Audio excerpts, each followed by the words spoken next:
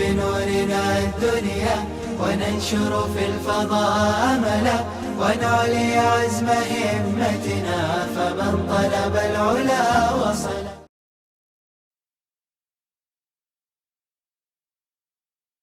زيد عن أبي إسحاق عن البراء بن عازب رضي الله تعالى عنه قال: بعث رسول الله صلى الله عليه وسلم رجلا من الأنصار إلى أبي رافع فدخل عليه عبد الله بن عدي بيته ليلا فقتله وهو نائم. باب لا تمنوا لقاء العدو فيه. وبه قال حدثنا يوسف بن موسى قال حدثنا عاصم بن يوسف اليربوعي قال حدثنا أبو إسحاق الفزاري. پچھلے باب میں آپ قائم کیا تھا باب قتل النائم المشرک، کہ سوئے ہوئے مشرک کو قتل کرنے کے بیان میں. اس کا یہ مطلب نہیں کہ کسی بھی مشرک یا کسی بھی کافر کو سویا ہوا ہے تو اسے اڑا دینے کا. اس کا مطلب یہ ہے کہ اگر وہ گستاخ ہے اور اس کی گستاخی ایسی ہے کہ وہ معاف نہیں کی جا سکتی ہے تو اس صورت میں اسے غفلت میں رکھ کر قتل کیا جا سکتا ہے، مگر یہ سب کے سب اس وقت ہوگا جبکہ اسلامی حکومت کی نگرانی میں ہو. لہذا اٹھا پٹک کہیں پر بھی کسی کو بھی اٹھا کر مارنا شریعت مطہرہ اس کا جواز فراہم کرتی نہیں. قال حدثني سالم ابو النضر مولى عمر بن عبيد الله كنت كاتبا له قال كتب اليه عبد الله بن ابي اوفى حين خرج الى الحروريه فقراته فاذا فيه ان رسول الله صلى الله عليه وسلم في بعض ايامه التي لقي فيها العدو انتظر حتى مالت الشمس ثم قام في الناس فقال ايها الناس لا تمنوا لقاء العدو واسالوا الله العافيه واذا لقيتموهم فاصبروا واعلموا ان الجنه تحت ظلال السيوف. ثم قال اللهم منزل الكتاب ومنزل السحاب وهازم الاحزاب اهزمهم وانصرنا عليهم. وقال موسى بن عقبه قال حدثني سالم ابو النضر كنت كاتبا لعمر بن عبيد الله فاتاه كتاب عبد الله بن ابي اوفى رضي الله تعالى عنهما ان رسول الله صلى الله عليه وسلم قال لا تتمنوا لقاء العدو. وقال ابو عامر قال حدثنا مغيرة بن عبد الرحمن عن ابي الزناد عن العرج عن ابي هريرة رضي الله تعالى عنه وعنهم اجمعين عن النبي صلى الله عليه وسلم قال لا تتمنوا لقاء العدو واذا لقيتموهم فاصبروا.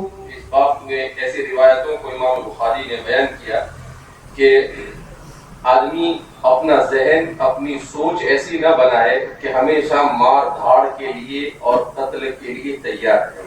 کہا سوچ مثبت ہونی چاہیے، سوچ میں پازیٹیوٹی ہونی چاہیے، نیگیٹو سوچ نہیں ہونی چاہیے. ہاں البتہ یہ کہ ایک تو یہ کہ اللہ سے یہ دعا نہ کرے کہ اللہ ایسا موقع فراہم کر کہ میں جہاد کروں اور میں اس میں مار دیا جاؤں. کہا نہیں، اللہ سے لا تتمنوا لقاء العدو بھی، کہ دشمن سے لقاء یعنی اس سے مدبھیڑ کی دعا اللہ سے نہ کرے. یہ کوئی طریقہ نہیں ہے. کیوں؟ اس لیے کہ یہ جہاد یہ مقاصد شریعت میں سے نہیں ہے، بلکہ جہاد جو ہے وہ اسلام نے اس لیے مشروع کیا ہے کہ انسانوں میں ایک طبقہ ایسا ہوتا ہے جو لاتوں کے بت باتوں سے مانتے نہیں ہیں، تو شریعت مطہرہ نے اس لیے اسے مشروع قرار دیا. تو یہ اس وقت ہوگا جب اس کی ضرورت شدیدہ ہوگا. بلا ضرورت شدیدہ کے جہاد کو مشروع نہیں کیا گیا ہے. اسی لیے جہاد کی مشروعیت کے لیے بڑی کڑی شرطیں ہمارے محدثین اور ہمارے فقہا نے کیا کی ہے، بیان کی ہے. ان شرطوں کو جیسا کہ اس سے پہلے تفصیل کے ساتھ ذکر کیا گیا. لہذا کسی بھی اسلامی ریاست میں کسی طبقے کا اسلامی ریاست کے خلاف بغاوت کرنا یہ خروج کہا جائے گا، اسے جہاد نہیں کہا جائے گا. اسی طریقے سے کسی ایسے ملک میں جہاں پر مسلمان بطور معاہد کے رہتا ہے تو اس نے اس ملک کے ساتھ معاہدہ کیا ہے کہ وہ یہاں کے دستور اور قانون کی پاسداری کرے گا، تو اس کے لیے ضروری ہے کہ وہاں کے دستور اور قانون کی پاسداری کرے. البتہ اگر اس کے حقوق میں کوتاہی ہو رہی ہو تو اسی دستور کے مطابق جس طرح سے اس کو حق کے مطالبے کا مکلف کیا گیا اسی طریقے سے مطالبہ کرے. لہذا اس بنا پر ہندوستان جیسے ملک میں اگر کچھ لوگ ایسے ہی کھڑے ہو جائے تو ظاہر سی بات ہے کہ آپ ایسا نہیں کہہ سکتے کہ جہاد شروع، ایسے کیسے شروع ہو جائے گا؟ جہاد کی جو شرائط ہے ان شرائط کے تحقق کے بغیر جہاد شروع نہیں ہوگا۔ حالات آئے تو ان حالات کا مقابلہ کیسے کیا جائے،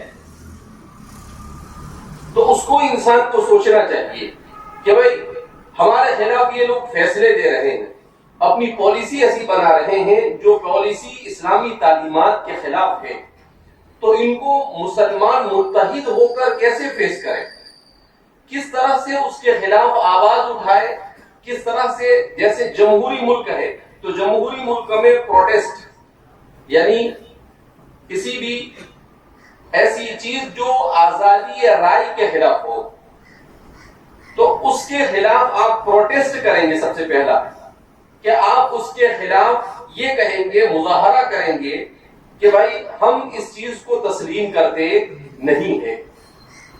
وہ بھی اگر تسلیم نہ کیا جائے تو پھر دوسرے نمبر پر آپ عدالت میں جائیں گے اور عدالت میں جا کر عدالت میں اس کیس کو لڑیں گے۔ اگر وہاں سے بھی نہ امید ہو جائے تو دنیا کے اندر میں بہت سارے لوگ ماں بن کے بیٹھے ہوئے ہیں، جس کو انٹرنیشنل عدالت کہا جاتا ہے، جس کو UNO کہا جاتا ہے، اقوام متحدہ کہا جاتا ہے، تو وہاں تک کہ اپنی آواز کو پہنچایا جائے۔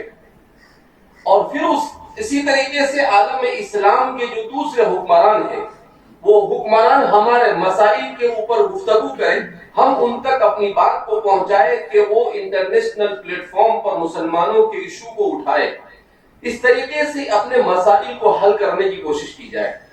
لیکن یہ کہ آپ اٹھے اور شروع پڑ جائے، نہیں۔ کیوں؟ اس لیے کہ آپ اس ملک کے اندر 20 کروڑ سے زیادہ کی تعداد میں ہیں۔ اگر آپ میں سے کچھ لوگ کھڑے ہوتے ہیں اور اس کی وجہ سے اور بہت ساروں کی جان، مال اور عزت اور آبرو خطرے میں ہے، تو ظاہر سی بات ہے کہ اس طرح کی حرکت جائز نہیں۔ اسی لیے حضرت عمر رضی اللہ تعالیٰ عنہ کے دور مسعود میں جب حضرت عثمان ابن ابی العاص الثقفی نے مسلمانوں کے چھوٹے سے لشکر کو ہندوستان کی طرف روانہ کیا تو حضرت عمر رضی اللہ تعالیٰ عنہ کو جب انہوں نے اطلاع دی تو آپ نے ناراضگی کا اظہار کیا اور آپ نے کہا کہ اتنا بڑا ملک اور وہاں پر آپ نے چھوٹے سے لشکر کو بھیج دیا، اس کا مطلب یہ ہے کہ آپ نے ان کو ہلاکت کے لیے وہاں پر ڈھکیل دیا۔ تو اس سے معلوم ہوا کہ جہاد کوئی کھانے کا کھیل نہیں ہے، جہاد کوئی کھلونا نہیں ہے، جہاد کو اس کے طریقے سے کیا جائے، جیسا شریعت مطہرہ نے کہا ہے اس انداز میں کیا جائے، تو اس صورت میں جہاد جہاد کہا جائے گا۔ اٹھا پٹک کہیں پر بھی آدمی کھڑا ہو جاوے اور کوئی بھی الٹی سلٹی حرکت کرے جس کی وجہ سے لوگوں کو نقصان پہنچے تو اسے ایسے چیز کو جہاد کا نام دیا جا سکتا نہیں ہے۔ لہذا اس مسئلے کو بڑی سنجیدگی کے ساتھ سمجھنے کی ضرورت ہے۔ نبی کریم صلی اللہ علیہ وسلم فرماتے ہیں کہ اپنی سوچ ایسی مت رکھو کہ لوگوں کو کاٹنے اور مارنے کے لیے اللہ نے تمہیں دنیا کے اندر میں بھیجا ہے، براء وصل کردن آمدی، دنیا میں آپ کو لوگوں کو جوڑنے کے لیے بھیجا گیا ہے، نہ کہ وصل براء قتل، نہ کہ دنیا کے اندر میں لوگوں کو کاٹنے اور ایک دوسرے سے لوگوں کے تعلقات کو بگاڑنے کے لیے بھیجا گیا ہے۔ لہذا اس دنیا میں ہمیں کس مقصد سے اللہ نے بھیجا ہے اس مقصد کو سمجھا جائے، اپنے اندر سب سے پہلے اپنی صفوں میں اتحاد کی کوشش کی جائے، اپنے مسائل کو پولیٹیکل اعتبار سے، قانونی اعتبار سے، دستور کے اعتبار سے، اس اعتبار سے منظم ہو کر اپنے مسائل کو حل کرنے کے لیے کوششیں کی جائے۔ پھر اس کے بعد جب اللہ رب العزت کوئی سبیل ایسی نکالے کہ ایسی ہم پوری تیاری میں ہو، تیاری کے ساتھ ساری چیزیں ہو، امیر ہو جس پر سارے لوگوں کا اتفاق ہو۔ اب یہ تو جہاد کے لیے نکلتے ہیں تو ایک نے جیش محمدی بنا دیا، دوسرے نے لشکر طیبہ بنا دیا، تیسرے نے کون سا بنا دیا، تو ایسے 10 لوگ کھڑے ہو گئے تو کون امیر تمہارا؟ ایک امیر ایسا ہونا چاہیے، آپ نے پڑھا اس کی شرائط میں، جس پر تمام لوگ کیا ہو جائے متفق۔ اب کوئی کہے کہ آپ تو کون متفق ہوگا؟ کیوں متفق؟ کوشش کرنی پڑے گی آپ کو۔ تو جب تک کہ یہ ساری چیزیں نہیں، وہاں تک کہ جہاد کو آپ لازم اور ضروری قرار دے سکتے نہیں۔ دیکھو 2 چیزیں، ایک ہے جہاد کی دعا نہ کرنا، اور دوسرا ہمیشہ جہاد کے لیے تیار رہنا، اور تیسرا جہاد ایک مرتبہ شروع کرنے کے بعد وہاں پر جم جانا۔ تو یہ سب الگ الگ چیزیں ہیں۔ حضور یہ فرماتے ہیں لا تتمنوا لقاء العدو، کہ سوچ تو یہ ہونی چاہیے کہ اللہ رب العزت انہیں ہماری بات میں ایسی تاثیر دے دے کہ ہماری بات سن کر وہ امن اور سلامتی کے راستے پر کیا ہو جائے، آ جائے۔ یہ سوچ ہونی چاہیے۔ اور اس کے بعد بھی اگر کہیں پر ایسا ہو کہ اسلام نے بیان کردہ تمام کے تمام شرائط کے ساتھ جہاد کیا جا رہا ہو، تو آدمی کی آرزو اور تمنا دل میں یہ رکھ سکتا ہے کہ ہاں اگر شرعی جہاد کہیں پر ہو تو میں اس میں شریک ہو جاؤں گا۔ اسی لیے کہ حضور نے ایک جگہ پر یہ بھی فرمایا ہے کہ کم از کم آدمی کو جذبہ جہاد تو اپنے دل کے اندر رکھنا چاہیے، اور اگر وہ بھی نہیں ہے تو مات میتۃ جاہلیہ، تو وہ جاہلیت کی موت مرتا ہے۔ تو دعا نہیں کرنی چاہیے، اس کی توہ میں اور اس کی طاق میں نہیں بیٹھنا چاہیے، لیکن یہ اپنی سوچ اور فکر بنا کر رکھنی چاہیے کہ اگر کبھی شرعی جہاد کہیں پر ہو اور موقع ملے تو میں ضرور اس میں کیا ہو جاؤں گا، شریک ہو جاؤں گا۔ اور تیسرے نمبر پر پھر ایک مرتبہ شریک ہو گئے تو پھر اس کے بعد پیچھے مڑ کر دیکھنے کا کوئی سوال پیدا ہوتا نہیں ہے۔ اما فتح و اما شہادت، یا تو فتح حاصل ہو یا پھر شہادت۔ دونوں صورتوں میں مسلمان کے لیے دونوں ہاتھ میں لڈو ہے۔ اگر فتح ملتی ہے ان فتحنا لک فتحا مبینا، تو ظاہر سی بات ہے وہ غازی ہے، اور اگر شہادت ملتی ہے تو مسلمان کی شہادت یہ بھی اس کے لیے شرف ہی نہیں سب سے بڑا شرف ہے۔ لہذا اس بنا پر اس پوری کتاب الجہاد کو پڑھنے کے بعد کم سے کم اپنا ذہن اس طرح سے بنانا کیا ہے، ضروری ہے۔ چلیے باب الحرب قرعة. وبه قال حدثنا عبد الله بن محمد قال حدثنا عبد الرزاق قال أخبرنا معمر عن همام عن أبي هريرة رضي الله تعالى عنه وعنهم أجمعين عن النبي صلى الله عليه وسلم قال هلك كسرى ثم لا يكون كسرى بعده وقيصر لا يهلكن ثم لا يكون قيصر بعده ولتقسمن كنوزهما في سبيل الله وسمى الحرب قطعة. وبه قال حدثنا ابو بكر بن اسلم قال اخبرنا عبد الله قال اخبرنا معمر عن همام بن منبه عن ابي هريره رضي الله تعالى عنه قال سمى النبي صلى الله عليه وسلم الحرب قطعة. قال ابو عبد الله ابو بكر، اس کو دونوں طرح سے پڑھ سکتے ہیں، خداعتن ایک پڑھ سکتے ہیں اس کو خداعتن، اور دوسرے سے پڑھ سکتے ہیں خدعتن۔ جی قال ابو عبد الله ابو بكر وابور بن اسلم. وبه قال حدثنا صدقة بن الفضل قال اخبرنا ابن عيينة عن عمرو سمع جابر بن عبد الله رضي الله تعالى عنه قال قال النبي صلى الله عليه وسلم الحرب قطعة. الحرب خدعتن، اس کا مطلب کیا ہے کہ جنگ کی جائے تو چابک دستی کے ساتھ کی جائے۔ ایک مرتبہ جہاد میں اترے تو سستڑ نہیں اترنا ہے، جہاد میں اترے تو پورے اپنے ذہن و دماغ کی اپنی پوری صلاحیت کو استعمال کرتے ہوئے، تو کبھی اگر ضرورت پڑے دشمن کو چکما دینے کی تو اسے چکما بھی دے۔ کیوں؟ اس لیے وہ بھی آپ کے ساتھ ایسا کر سکتا ہے، لہذا اس بنا پر آپ کے لیے بھی گنجائش ہے کہ ویسے تو شریعت مطہرہ کے اندر میں دھوکہ دینا ناجائز اور حرام ہے، مگر یہاں پر اگر آپ اس طریقے سے چکما نہیں دیتے ہیں تو اس کے چکمے سے آپ کو نقصان پہنچ سکتا ہے۔ لہذا اس بنا پر حضرت خالد بن ولید رضی اللہ تعالیٰ عنہ یہ اس باب میں سب سے ماہر تھے، دشمن کو چکما دینے میں۔ آپ اپنی جنگ صرف اپنی طاقت سے نہیں لڑتے تھے، بلکہ جنگ کو جیتنے میں آپ کی طاقت سے زیادہ آپ کے دماغ کا استعمال ہوتا تھا۔ اسی لیے آپ بعض مواقع پر دشمن 2-3 لاکھ ہوتے تھے اور ان کے پاس 20-25 ہزار لوگ ہوتے تھے، مگر یہ ایسی چال چلتے تھے کہ دشمن کے اوپر ایسا رعب طاری ہوتا تھا کہ دشمن میدان چھوڑ کر بھاگنے پر کیا ہو جاتا تھا، مجبور ہو جاتا تھا۔ ایک موقع پر ایک جنگ میں ایسے ہی ہوا، بڑا لشکر سمندروں کی طرح تھاٹے مارتا ہوا پورا لیس ہو کر آیا، تو خالد بن ولید نے کہا کہ ٹھیک ہے ان کو بتاتے ہیں۔ انہوں نے سوچ لیا اس کا مطلب یہ ہے کہ بات مسئلہ کیا ہو گیا، آدھا حل ہو گیا۔ تو انہوں نے کیا کیا کہ 5-10 ہزار لوگوں کو وہاں کھڑا کر دیا دشمن کے سامنے لڑنے کے لیے، اور پھر اس کے بعد 500 کی ٹولی پہاڑ کے پیچھے سے ایک ادھر سے نکلے ایک ادھر سے نکلے۔ جب جنگ بہت تیز شروع ہو گئی اور مسلمان تھوڑا سا ان پر حاوی ہونے لگے تو ان کو کہا کہ تم 500 کر ادھر سے آنا کیا کر دینا شروع کر دینا. اب وہ 500 کی ٹولی آنے لگی تو ان پر اور رعب طاری ہو گیا کہ یہ تو آتے ہی جا رہے ہیں. حالانکہ زیادہ تھے وہ کم تھے مگر وہ 500 کر وقفے سے آ رہے تھے تو ایسا معلوم ہو رہا تھا کہ بہت بڑا لشکر کیا ہو رہا ہے آ رہا ہے. تو ان کو ایسا ہوا کہ یہ تو ان کو کہیں سے کمک آئی ہے اور یہ تو اپنا کیا کریں گے خیمہ کر دیں گے. تو کیا کیا انہوں نے اس کو دیکھ کر ہی راہ فرار اختیار کر لی کہ بھائی یہ بھاگنے میں کیا ہے جان بچانے میں کیا ہے عافیت ہے. تو اس طریقے سے حضرت خالد بن ولید رضی اللہ تعالیٰ عنہ کیا کرتے تھے دشمن کو چکما دیتے تھے. حدیث پاک میں اللہ کے رسول صلی اللہ علیہ وسلم نے اسی کو بیان کیا کہ الحرب خداعۃ. جی باب الكذب في الحرب. وبه قال حدثنا قتيبة بن سعيد قال حدثنا سفيان عن عمرو بن دينار عن جابر بن عبد الله رضي الله تعالى عنهما أن النبي صلى الله عليه وسلم قال من لكعب بن الأشرف فإنه قد آذى الله ورسوله.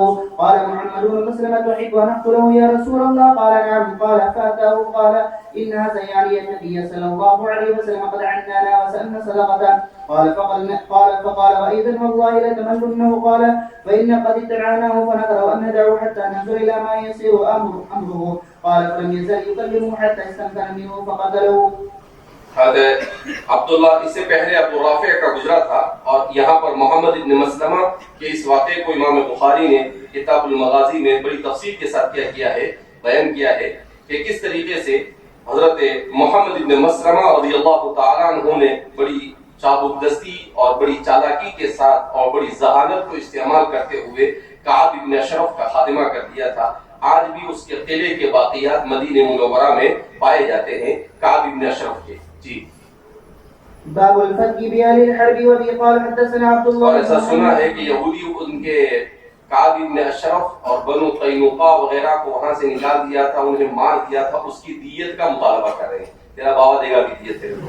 جی قال حدثنا عبد الله بن محمد قال حدثنا سفيان عن عمرو عن جابر رضي الله عنه. اگر ایسے دیت مانگتے ہو تو ہماری تو بہت دیت تمہارے اوپر نکلے گی. کتنے فلسطینیوں کو مار دیا تم, پہلے ان کی دیت تو بعد میں ہم تمہاری دیت دیں گے. اور ہم دیت کیا ہوتی ہے وہ بھی معلوم نہیں اس کو. اگر یہ بات صحیح ہے جیسا کہ مشہور ہے لوگوں کے درمیان, دیت کس کو کہا جاتا ہے؟ جب کوئی آدمی کسی کو بغیر قصور کے قتل کر دے اور وہ قصاص میں نہ مارا جائے تو اس کے بدلے میں دیت دی جاتی ہے. تو یہاں بغیر قصور کے نہیں, ان کو تو عادت تھی کاڑی کرنے کی, تو انہوں نے غلطیاں کی تھی, انہوں نے مسلمانوں کو نقصان پہنچانے کی کوشش کی تھی اور اس کی پاداش میں انہیں کیا دی گئی تھی؟ سزا دی گئی تھی. لہذا اس کی کیسی دیت؟ کوئی دیت ہوتی نہیں. ہاں جی. قال من لكعب بن الأشرف فقال محمد بن مسلمة وحيد أن نقتله؟ قال نعم. قال فاتني فأقول قال قد فعلت. یعنی آپ نے حضور سے اجازت مانگی کہ میں تھوڑا سا آپ کے خلاف بھی 2-4 الفاظ بولوں گا وہاں پر, تاکہ اس کو یقین ہو جائے کہ میں آپ کے خلاف ہوں, میں آپ کے ساتھ نہیں ہوں, اور پھر اس کے بعد میں تثبیت کر اسے کیا کروں گا؟ قتل کر دوں گا. جی باب ما يجوز من الاحتيال والحذر مع من تخشى معرته. وقال الليث قال حدثني عقيل عن ابن شهاب عن سالم بن عبد الله عن عبد الله بن عمر رضي الله تعالى عنه المجمعين قال انطلق رسول الله صلى الله عليه وسلم ومعه أبي بن كعب قبل ابن صياد فحدث به في نقل. فلما دخل عليه رسول الله صلى الله عليه وسلم النقل اتفق يتقي بطلوع النقل وابن صياد في قطيفة له فيها رمرمة. قالت أم ابن صياد رسول الله صلى الله عليه وسلم فقالت يا صاحبي هذا محمد. فوصل ابن صياد فقال رسول الله صلى الله عليه وسلم لو تركته بين. ابن صیاد کے بارے میں بیان کیا. باب ما يجوز من الاحتيال والحذر مع من تخشى معرته, کہ چھپ چھپا کر جس شخص کے فتنے سے اندیشہ ہو اسے چھپ چھپا کر اس کی حقیقت کو معلوم کرنے کی گنجائش ہے. جیسا کہ رسول اللہ صلی اللہ علیہ وسلم ابن صیاد کے پیچھے گئے اور آپ نے جاننے کی کوشش کی کہ یہ کون سے جھاڑ کی مڑی ہے اور یہ کون ہے اور اس کی حقیقت کیا ہے. تو فرماتے ہیں کہ وہ کچھ کر رہا تھا کھجور کے درختوں میں چھپ کر, مگر جب اس کی ماں نے دیکھ لیا تو اس نے چلا کر کہا کہ یا صاف, تو وہ متنبع ہو گیا اور اس نے جو کچھ حرکت کر رہا تھا وہ اپنی حرکت کو بند کر دیا, منتر جنتر جو بھی کچھ کر رہا ہو. تو فرماتے ہیں حضور نے فرمایا کہ لو ترکت بینا، اگر اس کی ماں اسے نہ کہتی اور ایسے ہی وہ چھوڑ دیتی اور میں سن لیتا کہ یہ کیا حرکت کر رہا ہے، تو پتہ چل جاتا ہمیں کہ یہی دجال ہے یا یہ کوئی اور ہے۔ جی ابن سیاد کے سلسلے میں متعدد باتیں بیان کی جاتی ہے، ہمارے زمانے میں بہت ساری کتابیں بھی اس باب میں عربی زبان میں لکھی جا چکی ہے، لیکن اہل سنت والجماعت کا اس بات پر اتفاق ہے کہ ابن سیاد یہ دجال اصغر تو ہے مگر دجال اکبر نہیں، دجال اصغر تو ہے مگر دجال اکبر نہیں۔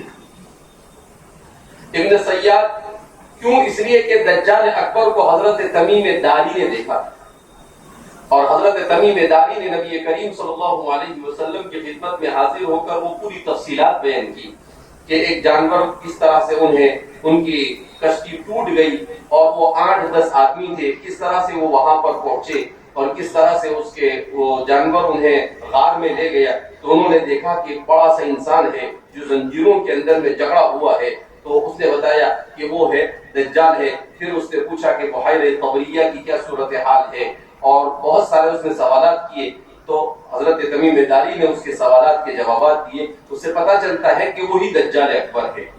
تو دجال اکبر مہدی پیدا ہوں گے، دجال اکبر پیدا نہیں ہوگا۔ دجال اکبر یہ پہلے سے ہے، اور یہ انسانی تاریخ کا سب سے بڑا فتنہ یہ فتنہ دجال کہا جاتا ہے۔ اسی لیے سورہ کہف میں اسی کو بیان کیا گیا، الحمدللہ الذی انزل علی عبدہ الکتاب ولم یجعل له عوجا قیما لینذر بأسا شدیدا۔ ہمارے مفسرین کی جماعت یہ کہتی ہے کہ بأسا شدیدا سے دجال مراد ہے، اور حضرت نوح علیہ السلام سے لے کر حضرت عیسیٰ علیہ السلام تک تمام کے تمام انبیاء نے اپنی امت کو دجال کے فتنے سے پناہ مانگنے کی تلقین کی اور اس کی تفصیلات بیان کی۔ البتہ نبی کریم صلی اللہ علیہ وسلم کی امت میں اس کا ظاہر ہونا یقینی تھا، اس لیے آپ نے اس کی مزید تفصیلات بیان کی۔ تو پورے طور پر اس کی تفصیلات کو رسول اللہ صلی اللہ علیہ وسلم نے بیان کیا کہ وہ نکلے گا، اور اس کے نکلنے سے پہلے وہ کس طریقے سے دنیا کی صورتحال ہوگی، وہ پوری دنیا میں کس طریقے سے چکر لگائے گا، وہ کہاں سے چلے گا، کہاں پر جائے گا، مکہ اور مدینہ میں وہ داخل نہیں ہو سکے گا، حضرت عیسیٰ کے ہاتھ وہ کیا جائے گا، مارا جائے گا۔ تو شر کا سب سے منتہا اگر کوئی ہے تو وہ کون ہے؟ دجال، اور اسے ختم کریں گے اس زمانے میں خیر کے سب سے اعلیٰ درجے پر فائز حضرت عیسیٰ علیہ السلام۔ اسی لیے کہتے ہیں کہ وہ اتنا عظیم فتنہ ہے کہ کسی بھی نفس بشر کا، کسی ولی تک کا اس فتنے کا مقابلہ کرنے کی سکت نہیں تھی۔ اس لیے اللہ نے یہ تدبیر بنائی کہ حضرت عیسیٰ علیہ السلام کو آسمانوں پر اٹھا لیا گیا، اور حضرت عیسیٰ علیہ السلام کو دجال کو مارنے ہی کے لیے گویا کہ ریزرو رکھا گیا۔ دجال کو مارنے کے لیے کیا رکھا گیا ہے؟ ریزرو رکھا گیا، کیونکہ آپ صلی اللہ علیہ وسلم کو دوبارہ دنیا میں بھیجنا یہ آسان کام نہیں۔ تو اس لیے اس لیے کہ بہت سارے حکمتوں اور مصلحتوں کا تقاضا یہ تھا کہ آپ کو دوبارہ نہیں بھیجا جا سکتا۔ حضرت عیسیٰ علیہ السلام جو اولو العزم انبیاء میں سے ہے، انہیں اللہ رب العزت نے دوبارہ اس کے فتنے، اسی لیے کہتے ہیں اللہ کے رسول صلی اللہ علیہ وسلم کہ حضرت عیسیٰ علیہ السلام کی روحانیت کا اثر دجال پر ایسا ہوگا کہ جب وہ آپ کو دیکھے گا تو وہ برف کی طرح پگھلنے لگے گا۔ وہ برف کی طرح کیسا ہونے لگے گا؟ پگھلنے۔ اگر حضرت عیسیٰ اسے نہ مارے اور ایسے ہی چھوڑ دے تو وہ ایسے ہی پگھل کر مر جائے، مگر چونکہ لوگوں کو یقین نہیں آئے، کہیں لوگ ایسا نہ سمجھے کہ تو غائب ہو گئے اور واپس آئے گا، لہذا اس بنا پر حضرت عیسیٰ علیہ السلام اپنے ہاتھ سے نیزے سے اسے ماریں گے، اور اس طرح سے اس کا کیا ہو جائے گا؟ خاتمہ ہو جائے گا۔ تو ابن سیاد یہ ایک الگ شخصیت ہے اور دجال یہ الگ شخصیت ہے۔ اگرچہ بعض حضرات یہ کہتے ہیں کہ دونوں ایک ہے، مگر اس سلسلے میں چونکہ نبی کریم صلی اللہ علیہ وسلم سے بھی جو باتیں منقول ہیں ان سے بھی پتہ چلتا ہے کہ بہرحال وہ الگ چیز ہے۔ حضور کو کسی زمانے میں ڈاؤٹ تھا، حضور کا ایسا اشتباہ تھا کہ یہ دکھتا دجال جیسا ہی ہے، تو حضرت صحابہ کرام رضوان اللہ تعالیٰ عنہم اجمعین اور امت کو دجال کی معرفت کے لیے دجال کی ایک چھوٹی سی کاپی اللہ رب العزت نے حضور صلی اللہ علیہ وسلم کے زمانے میں کیا کرتی تھی؟ مہیا کرتی تھی۔ دس از اے کاپی آف دجال، یہ کیا ہے؟ دجال کی کاپی ہے یہ ایسا ہی ہوگا، تو وہ اس کو یہ کہا جا سکتا ہے کہ وہ کاپی آف دجال ہے، دجال کا ایک چھوٹا سا نمونہ ہو سکتا ہے مگر بذات خود وہ دجال نہیں۔ جی ہاں۔ باب العجز في الحرب ورفع الصوت في حفر الخندق.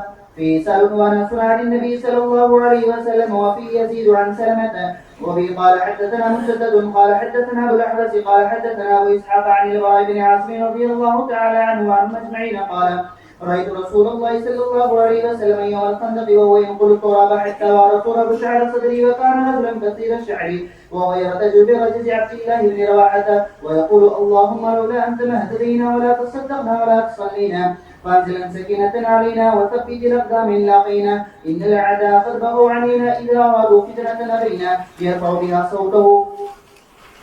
باب من لا يسقط على الخيل. وبه قال حدثنا محمد بن عبد یعنی بلند آواز سے میدان جنگ میں اشعار پڑھے جا سکتے ہیں اور بلند آواز سے زجر کے طور پر یا گنگنانے کے طور پر کوئی کلام کیا جا سکتا ہے، اس لیے کہ انسان کی فطرت یہ ہے کہ جب وہ کوئی بہت ہارڈ ورک کرتا ہے، بہت مشکل کام کرتا ہے، تو وہ اپنے ذہن کو تھوڑا سا ڈیوائیڈ کرنے کے لیے، اپنے ذہن کو اس مشکل کام سے تھوڑا سا گھمانے کے لیے وہ زور سے چلاتا ہے، چیختا ہے، تاکہ اس کا ذہن اپنے چیخنے اور چلانے کی طرف چلا جائے اور اس کے لیے وہ مشکل کام کیا ہو جائے، آسان ہو جائے۔ جیسے کہ میں نے اس سے پہلے بھی کہا کہ سلیپ وغیرہ جب لوگ لیتے ہیں تو رات بھر ان کو کام کرنا ہوتا ہے تو کیا کرتے ہیں وہ لوگ چیختے۔ اسی طرح سے انسان جب کسی وزنی چیز کو کیا کرتا ہے، اٹھاتا ہے، اس وقت بھی کیا کرتا ہے وہ چیختا اور چلاتا ہے۔ تو یہ انسان کی فطرت میں ہے، اسلام نے انسان کی فطرت کا لحاظ رکھا ہے، کہا کر سکتے ہیں، البتہ اس موقع پر بھی حدود شرع کی رعایت ضروری ہے۔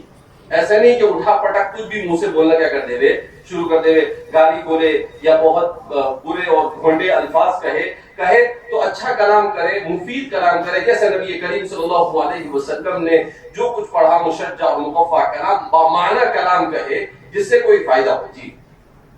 وبه قال حدثنا محمد بن عبد الله بن نمير قال حدثنا ابن ادريس عن اسماعيل عن قيس عن جرير رضي الله تعالى عنه قال ما عجبني رسول الله صلى الله عليه وسلم منذ اسلمت ولا رآني الا تبسم في وجهي ولقد شكوت اليه اني لا اسقط على الخيل فضرب بيدي في صدري وقال اللهم ثبته واجعله هاديا هديا. اللہ اکبر۔ حضرت جریر بن عبداللہ فرماتے ہیں کہ ما حجبني رسول الله صلی اللہ علیہ وسلم منذ اسلمت، کہ جب سے میں نے اسلام قبول کیا تو اللہ کے رسول صلی اللہ علیہ وسلم نے اپنے گھر میں داخل ہونے سے مجھے کبھی نہیں روکا۔ کہا بلا روک ٹوک میں حضور جہاں پر بھی ہوتے تھے حضور کے حجرے میں کیا ہو جاتا تھا، داخل ہو جاتا تھا۔ وَلَا رَآنِي إِلَّا تَبَسَّمَ فِي وَجْهِي، اور جب بھی حضور کی نظر مجھ پر پڑی تو حضور نے ضرور مسکرایا۔ اللہ کے رسول صلی اللہ علیہ وسلم، اس میں دو معنی بات سمجھ میں آتی ہے۔ ایک تو یہ کہ حضرت جریر بن عبداللہ یہ تھے ہی ایسے کہ اللہ کے رسول صلی اللہ علیہ وسلم انہیں دیکھ کر مسکرا دیتے تھے، اور دوسرا یہ کہ ویسے بھی رسول اللہ صلی اللہ علیہ وسلم کی عادت شریفہ یہ تھی کہ آپ جب بھی آپ کی طرف کوئی دیکھتا تھا تو آپ مسکراتے تھے، اسی لیے آپ نے فرمایا وَتَبَسُّمُكَ فِي وَجْهِ أَبِيكَ صَدَقَةٌ، کہ تیرے بھائی کو دیکھ کر ہنسنا یہ بھی صدقہ ہے۔ تو اس لیے کیوں؟ اس لیے کہ انسان آپ کی طرف کوئی دیکھے اور آپ منہ چڑھا کر اس کے پاس سے گزر جائے تو اسے تکلیف ہوتی ہے۔ کہا کہ ابھی اس کو معلوم نہیں کیا ہو گیا، سجا ہوا منہ لے کر یہاں سے کیا ہو گیا، گزر گیا، لیکن آپ اس کے چہرے پر تھوڑا سا مسکرا دیں تو پھر اس آدمی کو ایسا لگتا ہے کہ بھائی ہاں نہیں یہ اچھا آدمی ہے۔ یہ بھی ایک اچھے اخلاق کی کہ انسان ہمیشہ لوگوں کے ساتھ مسکرا کر ملے۔ 2014-15 میں یمن کے لوگ ہندوستان میں پھنسے ہوئے تھے تو ان کے لیے بہت سارا کام کرنا تھا، تو کویت کے کچھ جمعیات والوں نے کام کیا۔ اس کے بعد وہ اپنے کام کا جائزہ لینے کے لیے آئے تو دہلی میں ایک جگہ پر ہوٹل میں ہم رکے ہوئے تھے، دن بھر ان کو سب بتایا۔ سب دیکھنے کے بعد ان میں ایک بڑھیا تھی، ام طلال، 70-72 سال کی ان کی عمر تھی۔ تو وہ بڑھیا آخر میں رات میں جب ہم لوگ وہاں سے نکل کر جانے لگے تو مجھے وہ بڑھیا کہنے لگی کہ حذیفہ انت تبتسم دائما، کہا کہ تم ہمیشہ کیا کرتے رہتے ہو، مسکراتے رہتے ہو۔ ہم نے تو کبھی اس پر غور نہیں کیا، لیکن اس نے فوراً کوٹ کیا۔ پھر اس کے بعد وہ مجھے کیا کہتی ہے کہ انا رأیت مطوع، کہ میں نے زندگی بھر، بولے میں 70 سال کی ہو گئی، مطوع لوگوں کو، داڑھی ٹوپی والے کو مطوع کہتے ہیں، کہا داڑھی ٹوپی والے کو دیکھا تو وہ ایسا نقل کر کے بتاتی کہا کہ وہ ایسا منہ چڑھا کے ہمیشہ رہتے، ہنستے ہی نہیں. کہا کہ اول مرہ رأیت مطوع یبتسم دائما، کہا پہلی مرتبہ زندگی میں کسی داڑھی ٹوپی والے کو دیکھا جو ہمیشہ کہتا رہتا ہے، ہنستا رہتا ہے. تو اس کے بعد اس نے کہا کہ انت ابنی، آپ کیا ہو، میرے بیٹے ہو. وہ وہاں کا کویت کا 15 سال سے اسپیکر ہے، مرزوق الغانی اس کی بہن ہے وہ. تو اس کے بعد میں جب بھی وہاں جاتا ہوں تو وہ ایسے ہی سلوک کرتے ہیں جیسا کہ اس کا بیٹا ہو. تو ایک چھوٹی سی صفت، وہ تبسم کا بھی وجہ اخی کا صدقۃ. اسی طرح سے ہمارے مولانا نظر الحفیظ صاحب ندوی یہاں پر ادب کا پروگرام تھا، وہاں پر آئے تھے. تو وہ ان کے ساتھ 2-3 دن رہے چونکہ وہ پروگرام سے پہلے آ گئے تھے. تو جب بھی میں ان کو ملوں، ایک دن ہو گیا، دوسرے دن تو وہ بولتے تھے یا بسام. تو پہلے تو میں سمجھا نہیں، پھر اس کے بعد میں نے کہا حضرت میں سمجھتا کہ آپ کیا کہا کہ یا بسام. پھر میں نے کہا کہ آپ ہمیشہ مسکراتے ہو، اس لیے ہم نے آپ کا نام کیا رکھا ہے، یا بسام. تو اس لیے آدمی کو کوشش کرنی چاہیے کہ ہمیشہ کسی سے بھی ملے تو کیسے ملے، مسکرا کر ملے. تو اس سے کیا ہے، سامنے والے پر انسان کا سب سے پہلا اثر، سب سے اب دیکھو چھوٹا سا عمل ہے لیکن حضرت جریر بن عبداللہ فرماتے ہیں وَلَا رَآنِي إِلَّا تَبَسَّمَ فِي وَجْهِي، جب بھی حضور نے مجھے دیکھا تو مسکرا دیا. تو اللہ کے رسول صلی اللہ علیہ وسلم کے خلق حسنہ کو بیان کیا ہے. جی ہاں. باب دفع الجرح بعراق العسل وغسل المرة عن أبي هتم عن وجهه وحمل الماء في ترسي. وبه قال حدثنا علي بن عبد الله قال حدثنا سفيان قال حدثنا أبو حازم قال سهل بن سعد الساعدي رضي الله تعالى عنه وابن اسماعيل بأي شيء دعي جرح النبي صلى الله عليه وسلم، فقال ما بقي من الناس أحد أعلم به مني، كان أحدني يجود بالماء في ترسي وكانت يعني فاطمة تغسل الدم عن وجهه وأوقد حصير فعرق ثم حشي به جرح رسول الله صلى الله عليه وسلم. اس زمانے میں ڈریسنگ کرنے کا طریقہ، آپ صلی اللہ علیہ وسلم کے زمانے میں ڈریسنگ ایسا ہوتا تھا کیونکہ اس زمانے میں ہمارے زمانے کی طرح دوائیاں نہیں تھی. تو اس زمانے کے ڈریسنگ کا طریقہ کیا تھا، حصیر، ٹاٹ جس کو کہتے ہیں، اس ٹاٹ کو وہ لوگ جلاتے تھے اور جلانے کے بعد وہ جلی ہوئی ٹاٹ کو جہاں پر زخم ہوتا تھا اس کے اوپر کیا کرتے تھے، لگا دیتے تھے. تو اس سے خون بند ہو جاتا تھا اور وہ جلدی سے اچھا ہو جاتا تھا. تو اس زمانے کا کیا کہیں گے، ٹائپ آف ٹریٹمنٹ، علاج کرنے کا طریقہ. تو فرمایا کہ اللہ کے رسول صلی اللہ علیہ وسلم اسی لیے فرماتے ہیں کہ عورتیں جو عام طور پر ہوا کرتی تھی، فاطمہ جیسا کہ بیان کر رہی ہے کہ عورتیں جو ہوا کرتی تھی جنگ میں، وہ یہی خدمت انجام دیتی تھی کہ میڈیکل ٹریٹمنٹ، جس کو میڈیکل ایڈ، فرسٹ ایڈ کہتے ہیں، جس کو کہ اسکوٹر وغیرہ کے اندر بھی چھوٹے چھوٹے فرسٹ ایڈ کر لکھا لگا ہوا ہوتا ہے کہ اگر آپ کو چھوٹا موٹا زخم لگ گیا تو فرسٹ ایڈ. تو فرسٹ ایڈ کا کام کون کیا کرتی تھی، یہ عورتیں کیا کرتی تھی. تو وہ اس زمانے کے اعتبار سے، تو اس میں یہ بتلانا اصل مقصود ہے کہ اللہ کے رسول صلی اللہ علیہ وسلم نے علاج اور معالجے کو توکل کے خلاف نہیں سمجھا، بلکہ بیمار ہو جائے تو علاج کرانا چاہیے. اسی لیے ہمارے فقہاء نے بھی اس مسئلے کو اٹھایا ہے کہ بہرحال علاج یہ کیا ہے، ضروری ہے آدمی بیمار ہو اور اس کے اندر استطاعت ہو اپنا علاج کرانے کا، اس کے باوجود بھی اگر وہ علاج نہیں کراتا ہے تو وہ عاصم اور گنہگار ہو.